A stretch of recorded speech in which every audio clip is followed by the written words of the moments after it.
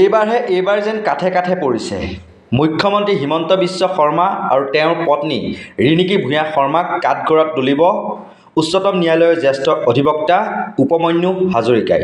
কিয়নো মুখ্যমন্ত্ৰী হিমন্ত বিশ্ব শৰ্মাৰ পত্নী ৰিণিকী ভূঞা শৰ্মাই জ্যেষ্ঠ অধিবক্তাগৰাকীৰ বিৰুদ্ধে মানহানিৰ গোচৰ তৰিছিল আদালতত বা তৰাৰ কথা ঘোষণা কৰিছিল।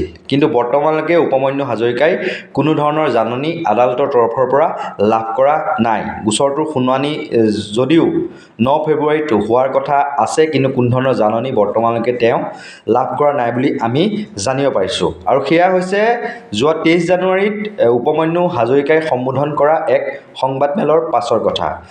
উক্ত সংবাদমেলতে কলিয়াবৰৰ যি কুঁৱৰীটোল, হাটপৰ আৰু জখলাবন্ধাক বাদ কৰি পেলাই এক বিকল্প প্ৰস্তাৱৰ জৰিয়তে বিকল্প পথৰ সন্ধান কৰিছিল আৰু ৰিণিকী ভূঞা শৰ্মাৰ মাটিৰ কাষেৰে সেই 4-লেনযুক্ত পথ নিয়াৰ পৰিকল্পনা কৰা বুলি বিস্ফোৰক অভিযোগ তুলিছিল উপমন্যু হাজৰিকাৰ লগতে যিসমূহ 4-লেনযুক্ত পথৰ দাবী সমিতি 4-লেনযুক্ত পথৰ দাবী সমিতিয়ে যি অভিযোগ উত্থাপন কৰিছিল। আৰু সেই অভিযোগৰ পাছতেই মানহানিৰ গোচৰ দিছিল কামৰূপ মুখ্য ন্যায়িক দণ্ডাধীশ আদালতত। আৰু সেই মানহানি গোচৰৰ পিছতে প্ৰত্যুত্তৰ দিছে উপমন্যু হাজৰিকাই। উপমন্যু হাজৰিকাৰ মতে যদিহে ৰিণিকী ভূঞা শৰ্মা সমাজৰ এগৰাকী সন্মানীয় ব্যক্তি, তেতিয়াহ'লে তেওঁ সেয়া প্ৰতিষ্ঠা কৰিব লাগিব। আদালতৰ মজিয়াত তেওঁ যে সন্মানীয় ব্যক্তি, তেওঁৰ যে মানহানি হৈছে সেই কথা প্ৰতিপন্ন কৰিব লাগিব কেনেকৈ। আৰু লগতে এই সুযোগতে মুখ্যমন্ত্ৰী হিমন্ত বিশ্ব শৰ্মাৰ বিৰুদ্ধে বা তেওঁৰ পত্নী ৰিণিকী ভূঞা শৰ্মাৰ বিৰুদ্ধে যি অভিযোগ দীৰ্ঘদিনে উঠি আহিছে, সেয়া লাগিলে ভূমি দখলেই হওক বা অন্যান্য যিসমূহ কেলেংকাৰী সেইসমূহৰ অভিযোগ দীৰ্ঘদিন ধৰি উঠি আহিছে, সেইসমূহ সন্দৰ্ভতো কাঠগড়াত থিয় কৰাই প্ৰশ্ন কৰাৰ সুযোগ পাব বুলি ইতিমধ্যে দাবী কৰিছে উপমন্যু হাজৰিকাই। আৰু এইটো যিহেতু এটা ৰাজহুৱা স্বাৰ্থজনিত বিষয়, গতিকে এই ক্ষেত্ৰত এগৰাকী নিৰ্দিষ্ট ব্যক্তিৰ মানহানি হোৱাৰ বা মানহানি কৰাৰ কোনো কথাই আহি নপৰে বুলি স্পষ্টকৈ উল্লেখ কৰিছে উপমন্যু হাজৰিকাই।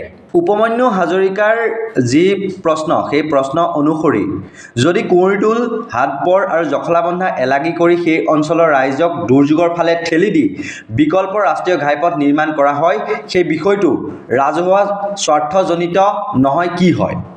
আৰু যদি এই এলেকাৰ 80,000 লোকৰ ওপৰত আৰ্থিক সংকট নামি আহে, তেন্তে সেই বিষয়টো ৰাজহুৱা স্বাৰ্থ জড়িত নহ'ব কিয়?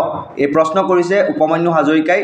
আৰু নিশ্চিতভাৱে ৰিণিকী ভূঞা শৰ্মা আৰু তেওঁৰ অধিবক্তাই যদিও গোচৰৰ গ্ৰহণযোগ্যতাৰ বিষয়ত অৱগত, কিন্তু ৰাইজক ভয় ভাবুকি দেখুৱাই মুখ আৰু প্ৰতিবাদ বন্ধ কৰিবলৈহে এইটো এটা মানহানি গোচৰটো এটা অস্ত্ৰ হিচাপে ব্যৱহাৰ কৰাৰ প্ৰয়াস কৰিছে বুলি দাবী কৰিছে উপমন্যু হাজৰিকাই।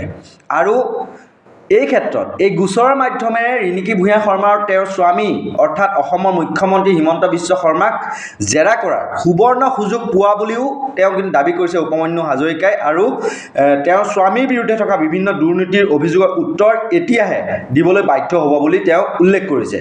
আজিলৈকে তেওঁলোকৰ বিৰুদ্ধে থকা দুৰ্নীতিৰ অভিযোগৰ উত্তৰ দিয়াৰ পৰা তেওঁলোক বিৰত আছিল। আৰু ভূমিহীনৰ নামত দামী মাটিৰ প্ৰথমে আবণ্টন দিয়াই পিছলৈ তেওঁলোকৰ নিজৰ কোম্পানীলৈ হস্তান্তৰ কৰা বা কাঞ্চনজুৰিত এলিফেণ্ট কৰিডৰ বন্ধ কৰি বিলাসী ৰিজৰ্ট নিৰ্মাণ কৰা আৰু নিজৰ চেনেল আৰু বাতৰি কাকতক কোটি কোটি টকাৰ চৰকাৰী বিজ্ঞাপন দিয়া আৰু চৰকাৰী নিৰ্মাণ কাৰ্যত তেওঁলোকৰ ঘনিষ্ঠ ব্যক্তিয়ে ঠিকা লোৱা ইত্যাদি অভিযোগ থকা বুলিও উপমন্যু হাজৰিকাই দাবী কৰিছে। আৰু এই ক্ষেত্ৰত তেওঁ কি ক'লে আমাৰ হাতত সেই মন্তব্য আছে, আমি আপোনালোকৰ বুলি আগবঢ়াইছোঁ। তেওঁলোকে এইটো মানহানি গোচৰ কৰিছে। যদি মানহানি কৰিছে, মান থাকিলে হানি হয়। তাৰমানে তেওঁলোকে প্ৰথমতে প্ৰমাণ কৰিব লাগিব যে এটা সন্মান আছে, তাত তেতিয়া হানি হ'ব। আৰু এইকাৰণে তেওঁ সাক্ষী দিব লাগিব, আৰু সাক্ষী দিলে আমিও তেতিয়া জেৰা কৰিবলৈ এটা সুযোগ পাম। আৰু সেই জেৰা কৰা সুযোগত ইতিমধ্যে তেওঁ আৰু তেওঁৰ স্বামীৰ বিৰুদ্ধে যোৱা 15-20 বছৰ যোৱা ৰাজহুৱা ক্ষেত্ৰত বহুতখিনি অভিযোগ আছে দুৰ্নীতিৰ ক্ষেত্ৰত। যদি ভূমিহীনৰ নামত মাটি আবণ্টন কৰি তেওঁলোকৰ কোম্পানীলৈ ট্ৰান্সফাৰ কৰা, কাঞ্চনজুৰিত তেওঁলোকৰ এলিফেণ্ট কৰিডৰ বন্ধ কৰি পেলাই তেওঁলোকে নিজৰ বিলাসী ৰিজৰ্টখন তাতে পাতিছে, তাৰপিছত ধৰক যিটো কোটি কোটি টকা চৰকাৰী বিজ্ঞাপন যি তেওঁৰ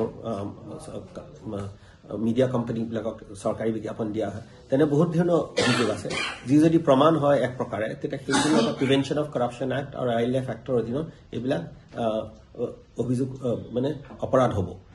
সেইকাৰণে এইবিলাক যোনখিনি বিষয়সমূহ আছে, মইতো এইটো ভালেই ভাব বুলি কওঁ, কিন্তু এইটো বহুতখিনি কথা তেওঁলোকে এই অভিযোগসমূহৰ বিৰুদ্ধে তেওঁলোকে ইতিমধ্যে ৰাজহুৱা ক্ষেত্ৰত কোনো তেওঁলোকে মন্তব্য নিদিয়ে বা স্পষ্টীকৰণ নিদিয়ে। এনেকুৱা এটা এই গোচৰত তেতিয়া আমিও এটা সুবিধা পাম, ৰাইজেও তেতিয়াহ'লে জানিব পাৰিব যে আচলতে তেওঁলোকৰ স্থিতি কি। আৰু শেহতীয়াভাৱে মই এইটো কথা কৈ দিওঁ যে এই বিষয়টো লৈ মই জখলাবন্ধাৰ ৰাইজৰ যি 80,000 লাইক আৰ্থিক দুৰ্যোগৰ ফালে ঠেলা হৈছিলে প্ৰস্তাৱিত ডাইভাৰ্চন লৈ, প্ৰস্তাৱিত বিকল্প পথ লৈ, সেই যাতে তেওঁলোকৰ লগত থিয় হৈ পেলাই মই এই বিষয়সমূহখিনি আগবঢ়াইছোঁ। আৰু এনেকুৱা গোচৰে মোক কোনো ধৰণে কোনো যদি ভয় ভাবুকি দিয়া বুলি ভাবিছে, ভয় ভাবুকি মই কোনো পোৱা নাই আৰু নকৰোঁ। মই সদায় জখলাবন্ধাৰ ৰাইজক লগত থিয় দিম, যাতে তেওঁলোকৰ বৰ্তমানৰ পথটো থাকক আৰু তেওঁলোকে আৰ্থিকভাৱে তেওঁলোকে নিজৰ যেনেকৈ স্বাভিমান স্বৰূপে তেওঁলোকৰ জীৱিকা চলাই আছে তেনেকৈ চলি থাকে। নিশ্চয়কৈ। আৰু এতিয়াহে যেন কাঠে কাঠে পৰিব, আৰু যদিহে ৰিণিকী ভূঞা শৰ্মা আৰু তেওঁৰ স্বামী অৰ্থাৎ অসমৰ মুখ্যমন্ত্ৰী হিমন্ত বিশ্ব শৰ্মা সঁচাকৈ কাঠগড়াত থিয় হয়নে, বা উপমন্যু হাজৰিকাই তেওঁ যি আইনী প্ৰক্ৰিয়াৰ মাজেৰে তেওঁলোকক কাঠগড়াত থিয় কৰাব পাৰে নে নোৱাৰে, সেয়া পৰৱৰ্তী পৰ্যায়ত লক্ষণীয় হ'ব।